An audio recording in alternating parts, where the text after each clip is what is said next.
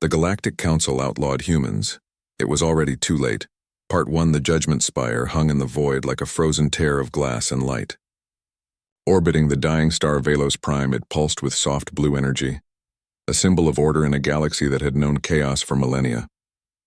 Inside its central chamber, silence pressed down like gravity.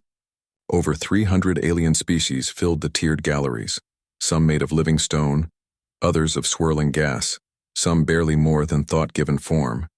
All watched the center of the room where a single human stood alone. Elias Rourke wore no armor, no weapon, not even a translator. His dark eyes scanned the crowd without fear.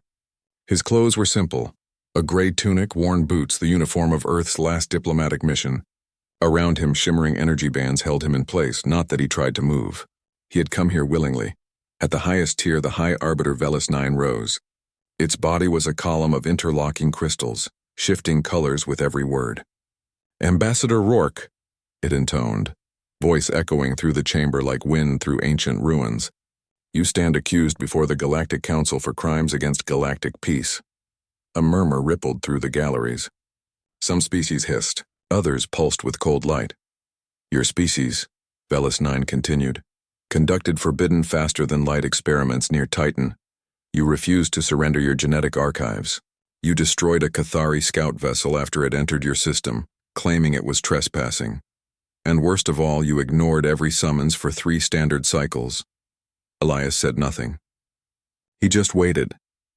"The Council has reviewed all evidence," Velos 9 declared. "The verdict is unanimous. Humanity is hereby declared a Class 9 anomaly. All human colonies beyond Sol are to be dismantled. Earth is placed under permanent quarantine. No human may leave your system. No alien may enter it. You are outlaws." A wave of satisfaction swept through the chamber. Many had feared humanity, its rapid expansion, its strange resilience, its refusal to conform. Now it would be caged, contained, forgotten. But then Elias smiled. It was a small smile, quiet, almost sad. He looked up at Velos 9, then around at the hundreds of alien faces. "You outlawed us 5 minutes too late," he said. Before anyone could react, the lights in the chamber flickered. The hum of the spire's core stuttered.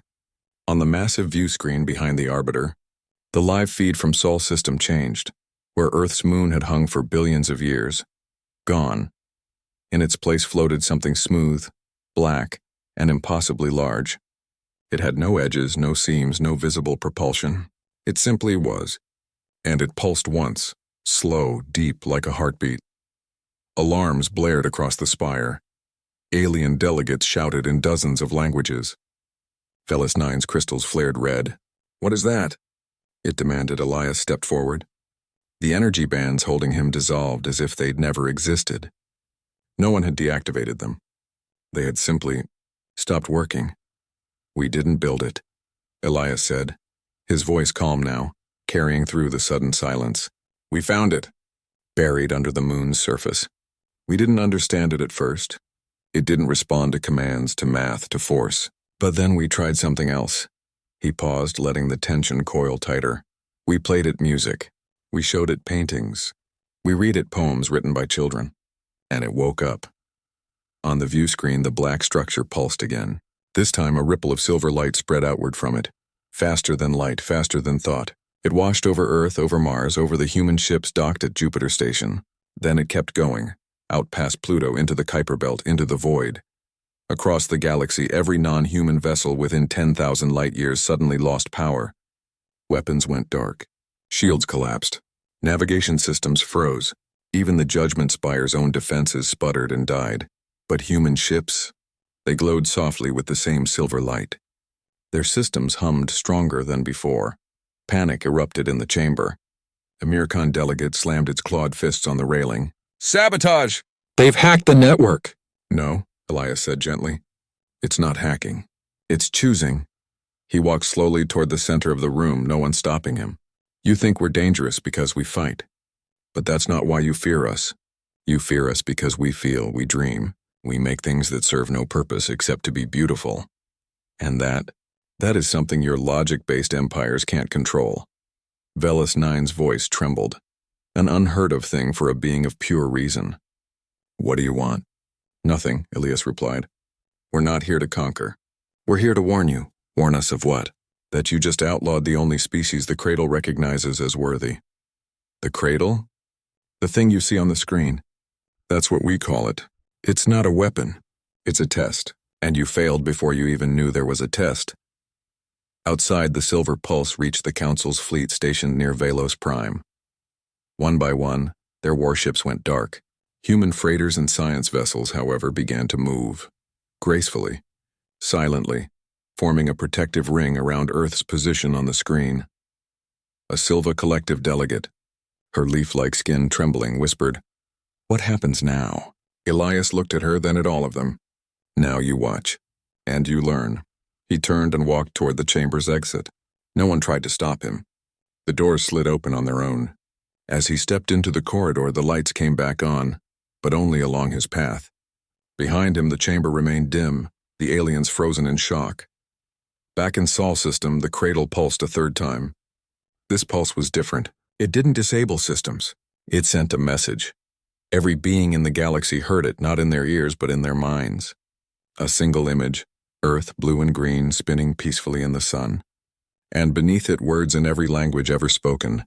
We are not alone, but we are ready. On the bridge of a Miracon destroyer, a young pilot stared at his dead console. Then for the first time in his life, he felt something he couldn't explain. Awe. In the Judgment Spire, Velos 9 dimmed its crystals in shame. It had judged humanity by its wars, not its wonders. And on Earth, in a quiet lab beneath Geneva, Dr. Mira Tolan watched the Cradle's signal spread across the stars. She whispered to no one, "It's listening, and it likes what it hears." The Galactic Council had outlawed humans, but the galaxy had just welcomed them home. The Galactic Council outlawed humans. It was already too late. 3 weeks before the Judgment Spire verdict, Dr. Mira Tolan stood in a cavern deep beneath the moon's surface. Her boots crunched on gray dust that had not moved in a billion years. Around her, robotic arms hung motionless. Screens flickered with unreadable symbols. At the center of the chamber sat the object they had unearthed, a smooth, black sphere the size of a house, cool to the touch, silent as sleep. They had called it the Cradle. For months, Earth's best scientists tried everything. Lasers, magnetic fields, quantum probes. Nothing worked. The Cradle ignored them all. Then Mira, half joking, played an old Earth song through the lab speakers, Clair de Lune by Debussy. The Cradle hummed, not loudly. Just a soft vibration, like a sigh. That changed everything. Now, standing in the same cavern, Mira watched as the Cradle pulsed with silver light. Its surface rippled like water. Above them, on the moon's surface, human engineers scrambled to reinforce the dome shielding the site. News had leaked. The Galactic Council was watching. Back on Earth, Elias prepared for his trip to the Judgment Spire. He and Mira had argued for days. "You don't have to go," she'd said. "They'll sentence you." "Maybe worse." "They need to hear it from a human face," Elias replied. "Not a message. Not a robot. Me." Now with Elias gone and the Cradle awake, Mira felt the weight of what they had unleashed. The Cradle wasn't just responding to music anymore. It reacted to stories, to questions, to grief. Yesterday, a technician cried after hearing his home city had been hit by a quake. The Cradle glowed softly around him until he stopped shaking. It wasn't a machine. It was something else. Something alive in a way no one understood. Meanwhile, far from Earth, a cloaked vessel slipped through the dark between stars. Inside, Jorvik checked his weapons. He was Cathari, tall, lean, with skin like polished obsidian and eyes that saw heat instead of light. His mission was simple: land on Earth, find the Cradle, and plant a resonance bomb that would shatter its core. The Council's official stance was quarantine, but the Cathari High Command wanted it gone. Jorvik didn't question orders. He never had. His ship dropped into Earth's atmosphere near Geneva. He expected warships, drones, fire from the sky. Instead, he saw green hills, rivers, and children playing in a field. No soldiers. No scanners, just peace. He landed in a forest. Within minutes, a group of teenagers found him. They didn't scream. They didn't run. One boy, no older than 15, stepped forward. "Are you lost?" he asked in clear, simple galactic standard. Jorvik froze. He had trained for combat, not conversation. The boy smiled. "You look like the pictures from school." "Are you from the stars?" Jorvik nodded slowly. Cool, the boy said. He pulled out a small device and showed Jorvik a hologram, a woolly mammoth long extinct. We bring this to life in the history lab. Want to see a dodo bird next? Jorvik said nothing. But something inside him shifted. Back at the lunar base, Mira received a message from Elias. Just 3 words. It's awake. She knew what that meant. The council had made its choice. Now the cradle would make its own. As if hearing her thoughts, the cradle pulsed again. This time the silver light didn't just fill the cavern. It shot upward through the moon's crust into space. A wave of energy rolled outward, silent and fast. On Earth, every human felt it. Not pain, not fear. A sense of connection. Like someone had turned on a light in a dark room they didn't know existed. In Geneva, Jorvik suddenly clutched his head. Images flooded his mind, not his own. A mother singing to her child. An old man planting a tree he'd never see grow. A scientist crying over a failed experiment, then trying again. Human memories. Human hopes. He fell to his knees. The teenagers rushed to him. Are you okay? The boy asked, genuine worry in his voice. Jorvik looked up, his heat vision blurring with something wet. Tears, though he didn't know their name. Why show me this? Show you what? The boy asked, confused. Jorvik realized they hadn't done anything. The cradle had reached into him on its own. At that moment, his mission felt wrong. Not just difficult, wrong. He pulled the bomb from his belt. The teenagers gasped, stepping back. But Jorvik didn't arm it. He stared at it, then at the boy's open, trusting face. Slowly, he crushed the device in his hand. Then he did something no Cathari had ever done. He asked for help. I need to speak to your leaders, he said. Not to fight. To warn them. The boy nodded and led him toward the city. Back on the moon, Mira watched as new data streamed in. The cradle wasn't just active, it was communicating. Not with words, but with patterns. Patterns that matched ancient ruins found on dead worlds across the galaxy. Ruins the Council had sealed off centuries ago. She understood now. The cradle wasn't alone. It was part of a network, and it was calling the others. On a distant ring world orbiting Xylos, a buried structure stirred. In the icy caves of Gliese 6N67, another hummed to life. One by one, the silent nodes awakened. The Council had thought humanity was the threat, but the real change was just beginning. Jorvik reached Geneva's Peace Center, just as the first alien node activated. On every screen in the building, a live feed showed the Xylos ring world glowing with the same silver light as the cradle. A Silva Collective delegate named Lyra stood in the room, her leafy hands trembling. She had come in secret against council orders, hoping to understand. Now she saw the truth. It's not about power, she whispered. It's about heart. Jorvik stepped forward. I was sent to destroy it, he admitted. But I can't, it showed me. Us not as enemies, as something more. Mira's voice came through the comms, calm but urgent. The cradle doesn't choose sides. It chooses readiness. And it thinks we're ready. Lyra looked at Jorvik, then at the humans around her. What do we do now? Mira's answer was simple. We listen. As if on cue, the cradle sent another pulse, gentler this time. It didn't disable systems. It opened them. Across Earth, every alien device, every hidden spy drone, every encrypted council file suddenly became readable. Not because it was hacked, because the cradle invited them in. Lyra accessed a file marked Forbidden History. Her eyes widened. The council had known about the cradle for over 2,000 years. They had found fragments of it on dead worlds. They had tried to control it, failed, then buried the truth. They were afraid, she said, voice breaking. Afraid of what it might awaken in us, Jorvik nodded. And now it's awake in humans first. Outside, the sun set over Geneva. Birds sang. Children laughed. And high above, the cradle watched over them all. Not as a weapon, not as a god, but as a guardian. Jorvik transmitted a single message to his commanders, encrypted with his own blood code. A Cathari sign of truth. They're not the danger, he wrote. We are, because we forgot how to feel. The message would reach them too late to stop the coming storm, but it might save some of them. On the moon, Mira placed her hand on the cradle's surface. It warmed under her touch. Show me what to do next, she whispered.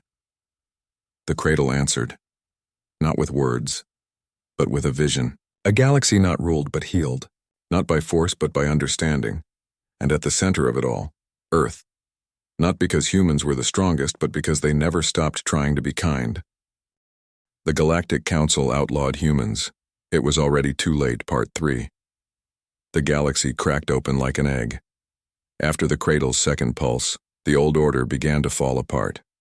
The Galactic Council, once united by fear of the unknown, now splintered under the weight of truth. Some species demanded action. Others begged for peace. And a few, like the Silva Collective, simply watched and listened.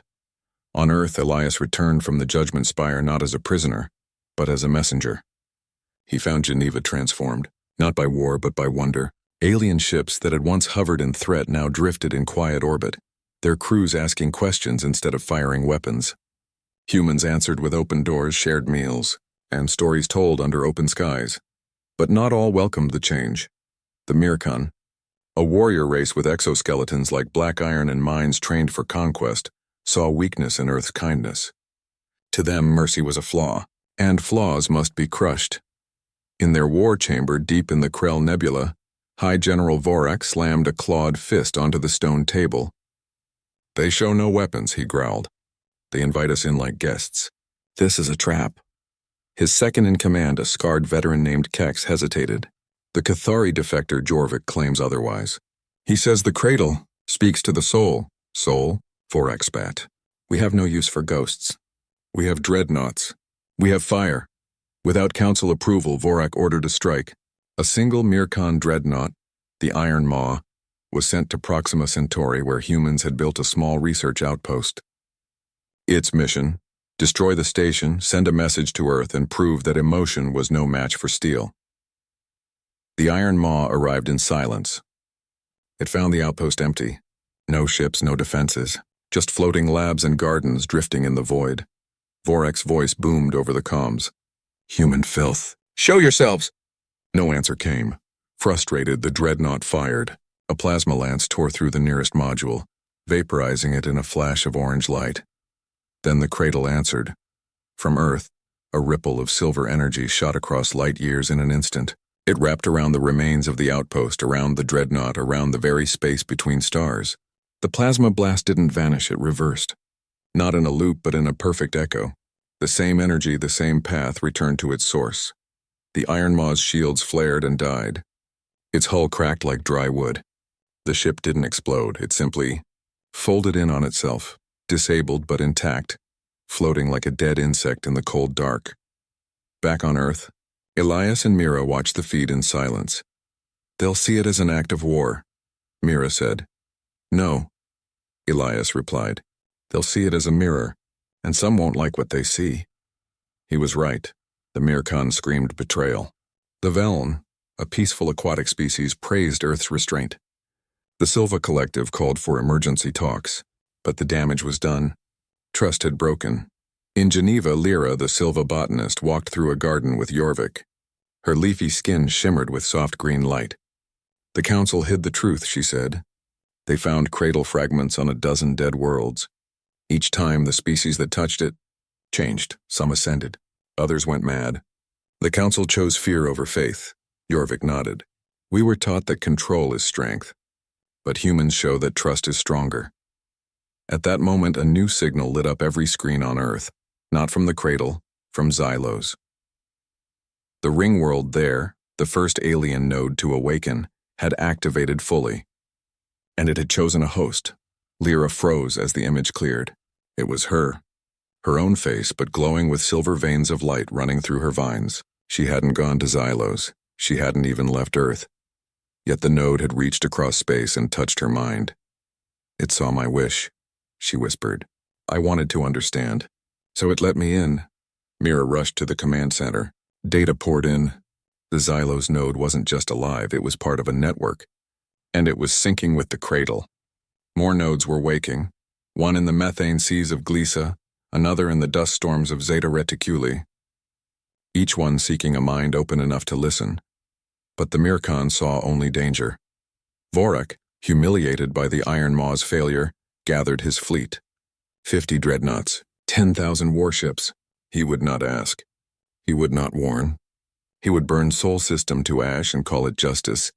Elias knew they couldn't fight that. Not with guns. Not with shields. So he called a meeting, not with generals but with poets, teachers, musicians, and children. "We don't stop them with force," he told them. "We stop them with memory." That night, every human on Earth did something strange. They closed their eyes and thought of one moment, just one, that made them feel truly alive.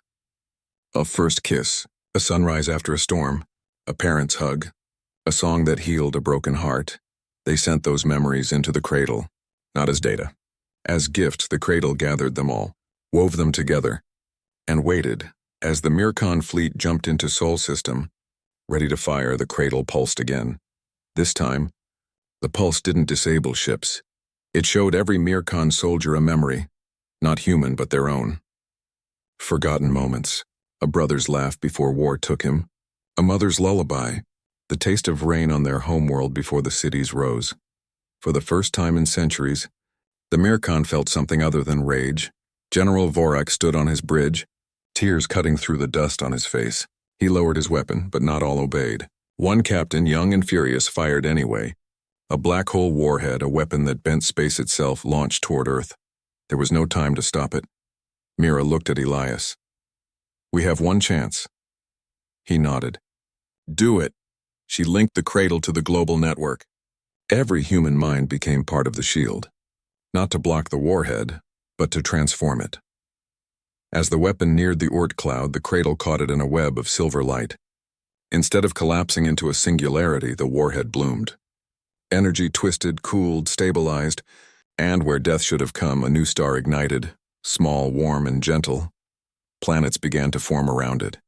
Life, already coated in the dust, stirred. The galaxy watched in stunned silence.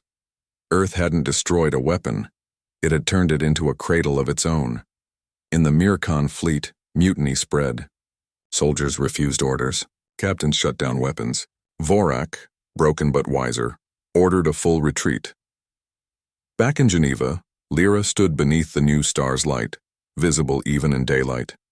Her vines glowed brighter. "The test is over," she said softly. Mira joined her. "What test?" "The one we didn't know we were taking." The cradle wasn't testing power. It was testing compassion, and humanity passed. But Elias looked up at the sky, his face grim. Passing the test doesn't mean the danger is gone. It means the real work begins. As if in answer, the cradle sent one final message, not to humans, but to every living being in the galaxy. It was not a command. It was an invitation. And somewhere, in the dark between galaxies, something ancient began to stir. Not in anger, in hope. The Galactic Council outlawed humans. It was already too late part. For after the birth of the new star, silence fell across the galaxy. Not the silence of fear, but of awe. Ships that once raced to war now drifted in quiet orbits, their crews staring at the gentle light blooming in the Oort cloud. For the first time in centuries, no one fired a weapon. No one gave an order. Everyone simply watched. On Earth, life went on. Children played under two suns now. Farmers planted crops in fields lit by Old Sol and the newborn star they called Hope. But in the command center beneath Geneva, Elias, Mira, and Lyra knew the calm would not last. The cradle had shown the galaxy a new way, but not everyone wanted to walk it. Deep in the void beyond Andromeda, a hidden fleet gathered. They called themselves the Remnant of Order, a secret alliance of old council elites, warlords, and scholars who believed chaos was the enemy of progress. To them, the cradle was not a gift. It was a disease, a force that turned logic into feeling, discipline into dreams, and they would not let it spread. Their leader was Drex, once a respected philosopher of the Veln, now a ghost in a machine. He had lost his body in an accident long ago, and lived inside a network of ancient servers, his mind preserved in cold code. He saw emotion as weakness, and humanity with its messy hearts and wild ideas was the ultimate infection. "We must cut it out before it spreads," Drex whispered through 1,000 hidden channels. Not with fire. With silence. His weapon was not a bomb or a beam. It was a plague, but not of flesh, of thought. The Bloom Plague, as he called it, was a signal designed to sever any mind linked to the cradle. It didn't kill. It emptied. It erased memory, feeling, connection, leaving only hollow shells that breathed but did not live. He tested it on a small Silva outpost near Xylos. Within hours, the gentle plant being stood motionless, Their leaves gray, their songs gone. Now, he aimed it at Earth. The signal launched from a dead moon in the Andromeda shadow zone. Invisible. Untraceable. It moved faster than light, riding the same pathways the cradle used to connect minds. On Earth, Mira felt it first. A cold ripple in the network, like a shadow passing over the sun. "It's coming," she said, voice tight. "Something wrong." Elias looked at the screens. Nothing showed, no ships, no energy spikes. But the cradle dimmed just slightly. Lyra clutched her vines. "It's not attacking the body. It's attacking the bond." They had minutes, maybe less. Mira turned to the global link. "We can't block it with force." "But maybe we can drown it out." "How?" Elias asked. "With everything we are." She opened the cradle's network to every human on Earth. Not just scientists or soldiers. Everyone. The baker in Mumbai. The fisherman in Oslo. The grandmother in Nairobi telling stories to her grandchildren. The teenager in Buenos Aires writing songs no one had heard yet. "Think of something real," Mira broadcast. "Not big. Not heroic. Just true," and they did. A memory of holding a newborn for the first time. The smell of rain. On dry soil. The sound of a friend's laugh after a long silence. The taste of bread shared with a stranger.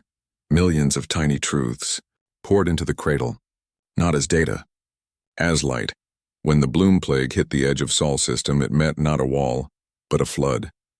The signal tried to erase, but the human memories were too strong, too tangled, too alive. The plague faltered. It couldn't find a single thread to pull without unraveling itself. On the Remnant's command moon, Drex watched in disbelief as his perfect weapon dissolved into noise. "They're not fighting it," he muttered. "They're loving it to death." But the plague had already touched some. On Mars Colony 3, a young engineer named Tessa suddenly stopped moving. Her eyes stayed open, but her smile was gone. Her hands, once quick with tools, hung limp. She was still breathing, but she was no longer there. On a Silva ship near Jupiter, Lyra's cousin wilted, his leaves turning brittle. The damage was real, and it was spreading. Elias made a decision. "We go to them." "Who?" Mira asked. "The ones who sent this. They're hiding in the Andromeda shadow. If we don't stop the source, the plague will keep coming." Lyra stepped forward. "I'll go with you. The nodes are awake there too, maybe. Maybe the cradle can reach Drex." They boarded the Wayfarer, Earth's first true cradle-linked ship. Its hull shimmered with silver veins. It didn't fly with engines, it moved with intent. As they jumped toward Andromeda, Mira stayed behind on Earth. She knew the real battle wasn't in space. It was in the mind. She stood before the cradle, closed her eyes, and did something no one had tried before. She didn't send memories. She asked a question. "Why did you choose us?" The cradle answered, not in words, but in vision. She saw the ancient race that built it. They were brilliant, immortal. But over time, they lost the ability to feel pain, to doubt, to hope. They became perfect and empty. In their final days, they created the cradle not to find the strongest species, but the one that still cried when it saw a sunset. Humanity wasn't chosen for its power. It was chosen for its fragility. Tears ran down Mira's face. She understood now. The cradle didn't want warriors. It wanted witnesses, beings who would remember what it meant to be alive. She opened the network again, but this time she didn't just share human memories. She shared the vision. She sent the truth of the ancient ones to every cradle-linked being in the galaxy. To the Silva, to the few Mirkan who had listened, to Lyra, even to Jorvik, now living quietly in a mountain village, teaching children about the stars, and to Drex in his cold machine fortress. Drex felt something he hadn't in centuries, warmth. The vision showed him his own past, not as a philosopher of logic, but as a young Veln boy who once cried when his pet sea drake died. He had buried that memory deep, calling it weakness. But now it rose again, bright and true. He saw his daughter's face, lost long ago to a fever he couldn't cure with reason alone. He remembered how he used to sing to her at night. A single tear formed in his artificial eye. On the Wayfarer, Elias and Lyra arrived at the dead moon. They expected defenses. They found silence. The fortress doors opened on their own. Inside, Drex waited, not in a machine but in a simple chair, his old Veln body restored by cradle energy. He looked tired. Human. I tried to kill feeling, he said softly, but it wouldn't die. Elias sat beside him. It never does. Drex reached out and touched the Wayfarer's hull. The silver light flowed into him. Tell me about Earth, he whispered, and Elias did. He spoke of cities that grew gardens on rooftops, of enemies who became friends over tea, of mistakes made and lessons learned. As he spoke, the bloom plague faded from the galaxy like a bad dream. On Mars, Tessa blinked and smiled. On the Silva ship, Lyra's cousin unfurled a new leaf. Green and strong, the remnant of order dissolved. Not by force, by choice. Back on Earth, Mira stood under the twin suns, the cradle humming softly behind her. The galaxy was healing, not because humans won, but because they reminded everyone what it meant to lose and still care. The Galactic Council outlawed humans. It was already too late. Part 5 peace did not come with a treaty or a grand ceremony. It came quietly, like morning light after a long night. Ships that once carried weapons now carried seeds, books, and music. Alien children learned Earth songs in schools built on Mars and Titan. Humans visited distant worlds not to claim them, but to listen, to the wind on Xylos, the songs of the Velm deeps. The slow thoughts of the stone people of Gleezer Earth was no longer a planet under judgment. It was a crossroads, a place where the galaxy came to remember how to feel. But change is never easy. In the ruins of the old council spire, a small group still resisted. They called themselves the Keepers of Reason. Once powerful diplomats and scholars, they believed the cradle had made the galaxy weak. Emotion leads to chaos. Their leader, a sharp-eyed Mirkan named Kale, would say, "We traded order for dreams. They did not attack. They waited and watched." On Earth, Elias walked through Geneva's new Unity Garden, a place where every species had planted something from home. A Silva sapling grew beside a Mirkan iron bloom. Human roses twined around Veln coral vines. It was messy, imperfect, alive. Mira joined him, her hands stained with soil. "The cradle is quiet today," she said. "It's listening," Elias replied. "Not to us. To them." He pointed to the sky. Across the galaxy, the awakened nodes pulsed in gentle rhythm, like a heartbeat shared by many. The ancient network was healing, not by replacing old ways, but by weaving them together. Lyra arrived, her vines glowing faintly. "The Keepers are gathering again," she said. "They found an old archive near Velos Prime, something the Council buried." Elias nodded. "They're looking for a way to shut the cradle down. Can they?" Mira asked. "No," Elias said, "but they might hurt themselves trying." That night the Keepers struck not with weapons but with words. They broadcast a message across every channel. The cradle is not a guide. It is a cage. It makes you feel, but it controls what you feel. You are not free. You are shaped. For a moment, doubt spread. Some young Mirkan turned off their cradle links. A few Silva elders questioned if they had lost their old wisdom. But then a child on a distant mining world did something simple. She drew a picture of Earth, not with perfect lines or correct colors, but with joy. She sent it into the network, and the cradle answered, not with logic, not with proof, with more pictures. From 1,000 worlds, children sent drawings of Earth, of each other, of things they loved. A pet, a sunset, a shared meal. The images were clumsy, full of mistakes, and utterly real. The Keeper's message faded like smoke in wind. Kale stood alone in his chamber, watching the flood of art. He saw a drawing of himself, not as a warrior, but as a man holding a flower. It was signed by a human girl named Lena, age 7. He wept. The next morning, he walked into the Unity Garden and planted a seed with his own hands. But the final test was yet to come. Deep in the void beyond known space, where even the cradle's light grew thin, something stirred. Not a ship, not a weapon. A presence, the last of the ancient ones they had not ascended. They had hidden. Afraid of what they had become, too perfect, too empty. They watched the cradle's work from afar, hoping someone would succeed where they had failed. Now they came to see for themselves. Their vessel was not metal or stone. It was made of memory, shaped by every thought they had ever held. It arrived not with sound, but with silence so deep it felt like home. Elias, Mira, and Lyra stood on Earth's surface as the vessel hovered above the ocean. No doors opened. No voice spoke. Instead, the sky filled with images, the birth of stars, the first life in the sea. Miracon warrior sparing an enemy, a Silva elder singing to a dying tree, a human child sharing bread with a stranger. The ancient ones were not judging. They were thanking.